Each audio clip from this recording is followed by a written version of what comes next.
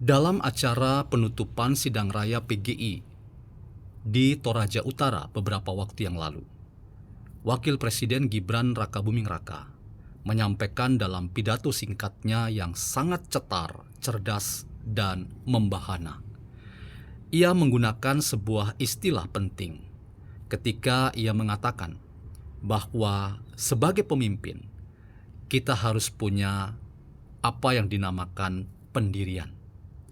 Kita harus punya apa yang dinamakan semangat untuk menyadari bahwa tidak semua orang itu sejalan dengan kita.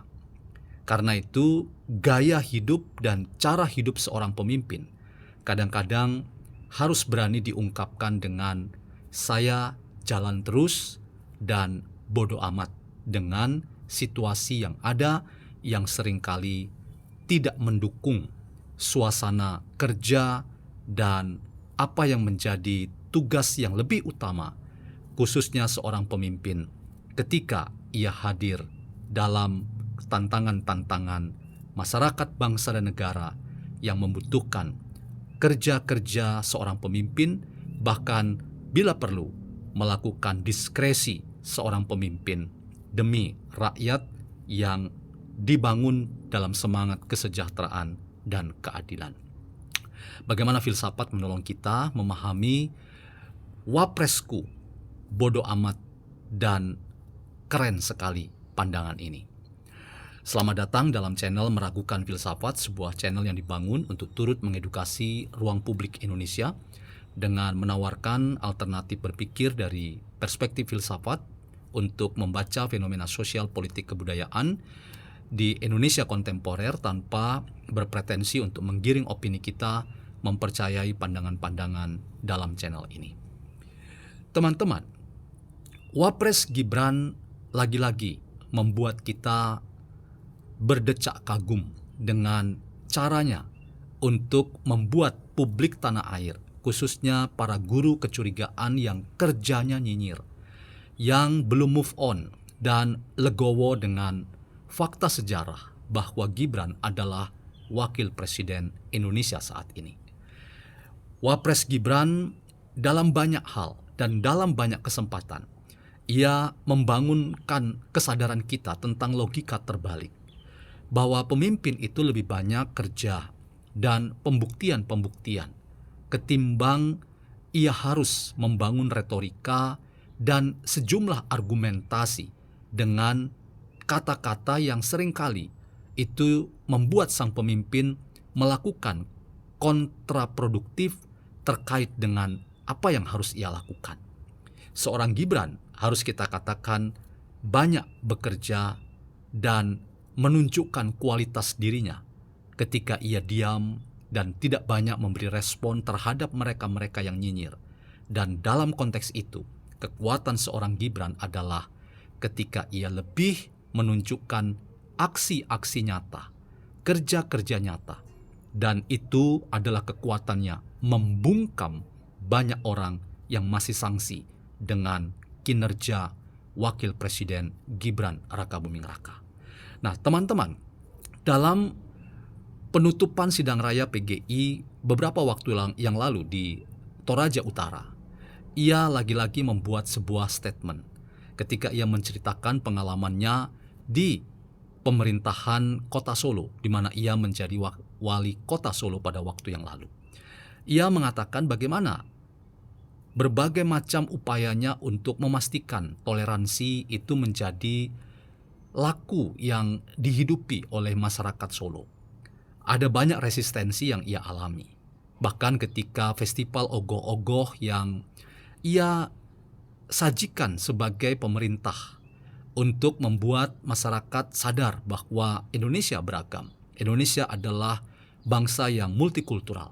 Lagi-lagi ia mendapatkan pandangan yang sebelah mata dan mempertanyakan apa manfaat, apa gunanya festival dari masyarakat yang minoritas dan itu mau dipakai sebagai salah satu bagian dari pemerintah Solo menghargai keragaman. Dan apa yang dilakukan oleh sang wali kota Gibran yang sekarang menjadi wapres adalah memastikan kekuatan dan dinamika ekonomi karena festival itu diadakan itu bergeliat di kota Solo. Ada manfaat-manfaat ekonomi yang dimunculkan bagi festival-festival yang secara sadar diadakan oleh pemerintah Solo.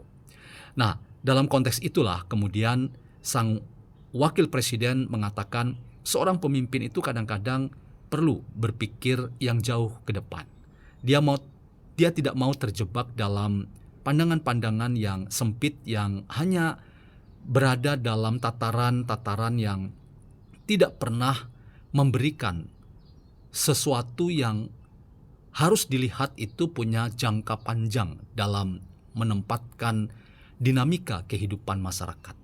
Dan ia mengatakan dalam forum penutupan sidang raya itu dengan mengatakan bahwa saya jalan terus, saya bodoh amat dengan berbagai macam sindiran bahkan cibiran terhadap kebijakan yang saya buat di kota Solo.